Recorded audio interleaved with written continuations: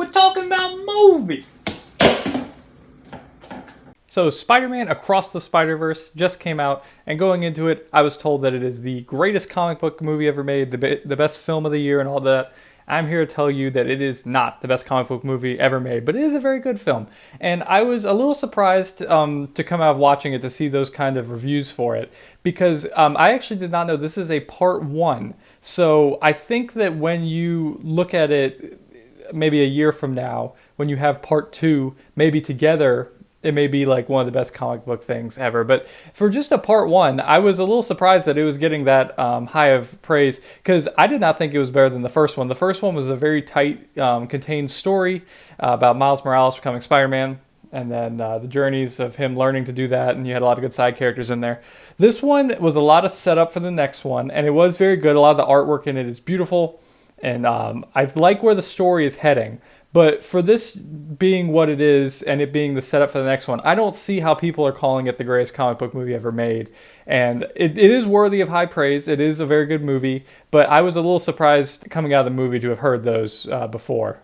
And that might sound kind of confusing, saying that just because it's a part one, that it can't be a great movie, because it is a very good movie. I compare it kind of like the Dune Part 1 that came out a few years ago, where it's a very high quality movie, but you don't have the whole story within it. I think the difference between something like Dune and this, and then you say like Infinity War, where like Infinity War is the whole story takes place in that movie. Now there is the follow-up in Endgame that completes it, but this you cannot get the entire story of without the second part. Same thing with Dune coming out. So, I mean, it's a very good movie. I think that they take a lot of interesting choices in it that I wasn't expecting, where a lot of the characters that were in the first one are not in this movie, whether it be Spider-Man Noir, Spider-Ham.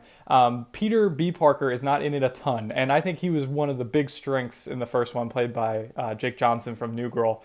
Once he got into it, I think it picked up a lot. But I think it did really feel like you missed him a lot in it. I did really like the new villain that was introduced in it. Spot, played by, I think his name is Jason Schwartzman, I believe. His voice, I thought, fit the character very well, in that he was just a very goofy kind of character. And at first, you can't really take him seriously. He doesn't really know how to use his powers. But by the end, he has Super Saiyan Goku'd himself, and now he's like, I don't know what they're going to do with him in the next one, but I think it sets up really well. He's in the first half of the movie a lot, and then he falls off. You go a really long stretch without him in it. And then at the end, he shows back up. So I think that will be a good conclusion in the second part. Same thing with a lot of the Spider-Man Council thing they kind of introduced. So I think it'll be interesting to see where they go with it. I think it comes out in March of next year. So, I mean, I'm excited to see where it goes. Like I said, I didn't think it was better than the first one. Did not think it was better than this masterpiece poster sitting behind me.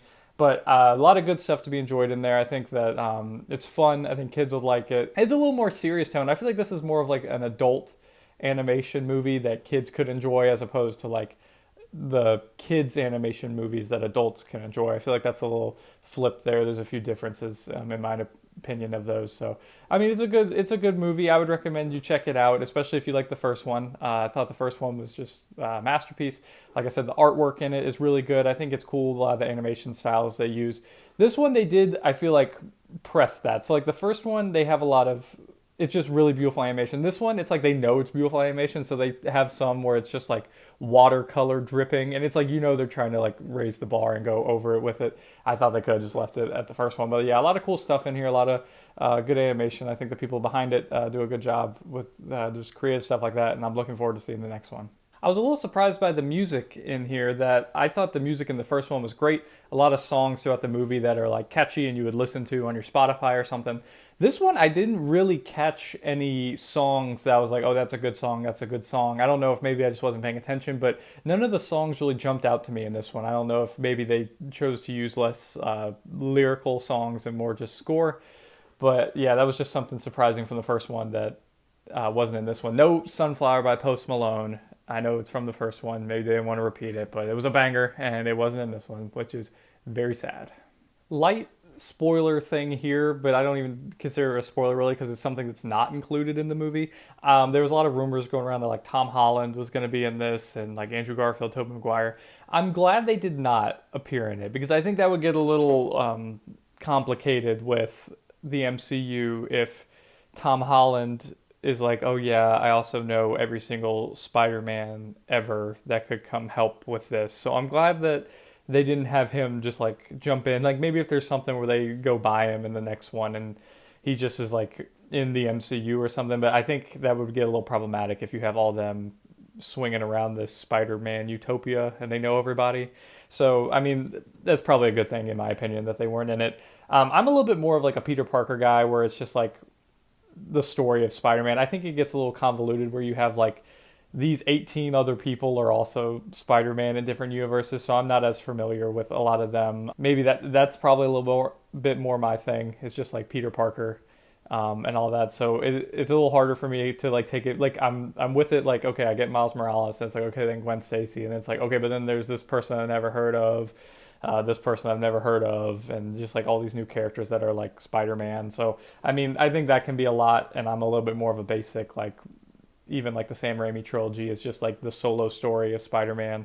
There's no Avengers or anything. I like the MCU version, but sometimes too much is too much in my opinion. So I mean I think it's good for this. I just don't think they should mix and match. But I mean maybe you could see Tom Holland or Garfield or Maguire pop up in the next one, and I mean maybe it could be cool. We'll see what they do with it. So those are my thoughts on Spider-Man Across the Spider-Verse. What did you think about it? Did you know it was a part 1? Are you excited to see part 2? Let me know in the comment section below what you thought of it. And why don't you like and subscribe to the channel while you're here? Help us out, help us grow. I'll be back soon with another review. Thanks.